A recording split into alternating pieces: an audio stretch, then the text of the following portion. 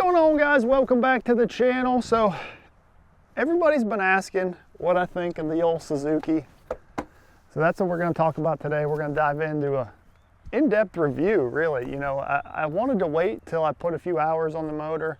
I actually don't even know how many hours I got on here, but we've used it for a couple months now, put a bunch of hours on it, and really feel like I understand the Suzuki a little bit more. So I wanted to kind of dive in, give you guys a little review, my initial thoughts on the Suzuki. So far it's been awesome, but we'll dive into all that. But if you guys are new to the channel, do me a favor, hit the subscribe button. You know, we're really trying to grow this channel, pump out a bunch of content. We're gonna have a bunch more stuff on the Suzuki coming soon. So if you guys own a Suzuki, if you're looking for a new motor, hopefully we can help answer some of those questions and get you set up with an awesome rig. So we're set up with a Phoenix 21XE, so this is a big, heavy boat, and you know, that's really where the Suzuki shines. You know, this is this motor is designed for those big, heavy saltwater boats, and really has a lot of low-end torque to get up on pad, and the low-end acceleration is incredible. So as far as props, so we have a Scorpion prop on here. This is a 26 pitch Scorpion. That's what I found has been the best prop so far, but we're gonna kind of expand on that and try different props as the year goes on, and we'll have some more videos testing different props and let you guys know from there. But let's get the boat in the water, and we'll show you all about the Suzuki out on the lake.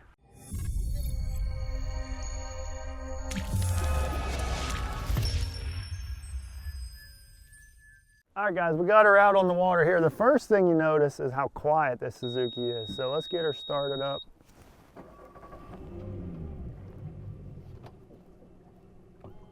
She's just so quiet, sitting there idling.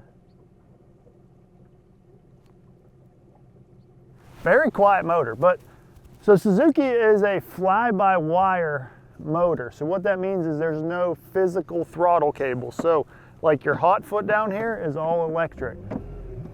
Okay, so one cool thing about that is you can switch between the foot pedal and the hand throttle.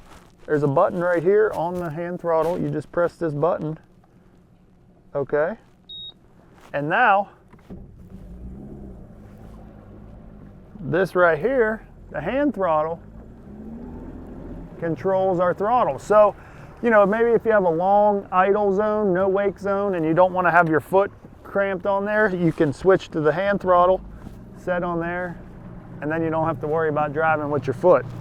And then when you're done with your idle zone, simply press the button again, switches back to the foot, and then you're good to go. So just one cool feature of the fly-by-wire. So everything is digital, and it's all displayed right here on this Suzuki display. So you got your tack, your RPM meter, you know, you got your fuel burned, and then there's all different settings in here. So there you can see we have 39 hours on this motor. So we've put some time in, and you know, you got all your different options in here. There's so much available in here. You can go through all the different menus, and there's a lot of information displayed right here on this little Suzuki thing, and it's kind of your home base for all your information you need on the motor.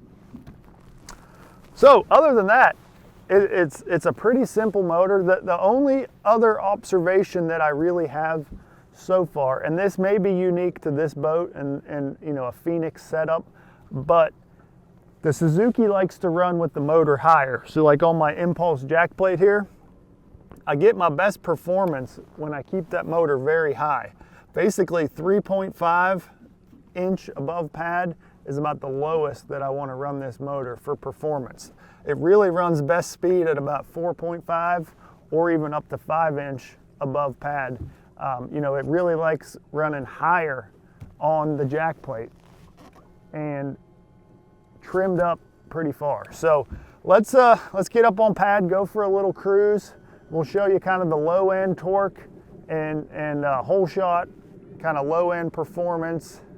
You know, this motor is really strong. From like 0 to 60 is like a split second, and then it takes a little bit to get up to that top speed, which, you know, as far as this setup, we're full of gas, big bunch of tackle in there. We'll probably be able to get up to about 68, 69 today, depending on the conditions out here, but still plenty fast for any boat, and great on fuel. So let's go for a little ride. We'll show you guys the whole shot and kind of that mid-range torque. It kind of be hard to display in a video because you can't really feel it push you back in the seats, but it's so powerful in that mid-range, and I'm super impressed with it. You know, jumping up on pad a bunch and practice days, that's when this motor really excels. So you ready? Let's go for a little ride.